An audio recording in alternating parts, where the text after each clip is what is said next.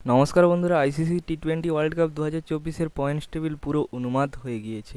কারা যেতে চলেছে সুপার 8-এ, কোন টিমেরা লড়াই করছে সুপার 8-এর জন্য, এই ভিডিওতে জেনে নেব।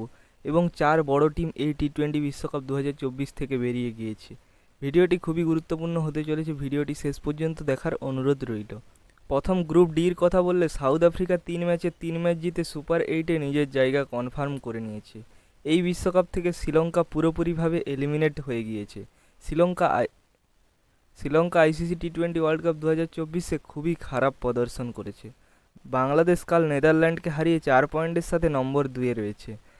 বাংলাদেশের আরও একটি ম্যাচ বাকি রয়েছে নেপালের সঙ্গে। এই ম্যাচ জিতে সুপার 8-এ প্রবেশ করবে এবং নেদারল্যান্ড ও নেপালের কোনো রকমই সুযোগ নেই বললেই চলে।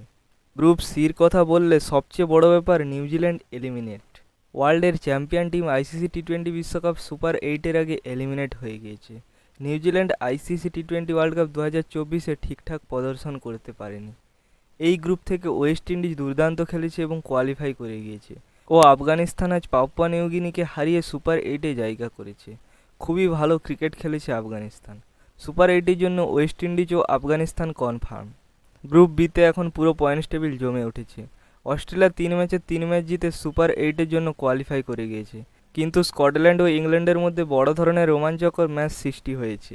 ইংল্যান্ড আজ ওমানকে পুরো ধোঁয়ার মতো হারিয়ে রান রেটে অনেকখানি উন্নতি করেছে এবং 3 পয়েন্টের সাথে নম্বর 3-এ রয়েছে। স্কটল্যান্ডের পয়েন্ট 5। স্কটল্যান্ডের বাকি একটি ম্যাচ জিতলে সুপার 8-এ প্রবেশ করবে, কিন্তু সামনে থাকবে চ্যাম্পিয়ন টিম অস্ট্রেলিয়া। এই ম্যাচ স্কটল্যান্ডের জেতাটা অতটাও সহজ হবে না। এই ম্যাচ স্কটল্যান্ড হেরে গেলে ইংল্যান্ডকে তাদের লাস্ট ম্যাচ নামিবিয়াকে শুধুই হারাতে হবে, তবেই ইংল্যান্ড কোয়ালিফাই করবে।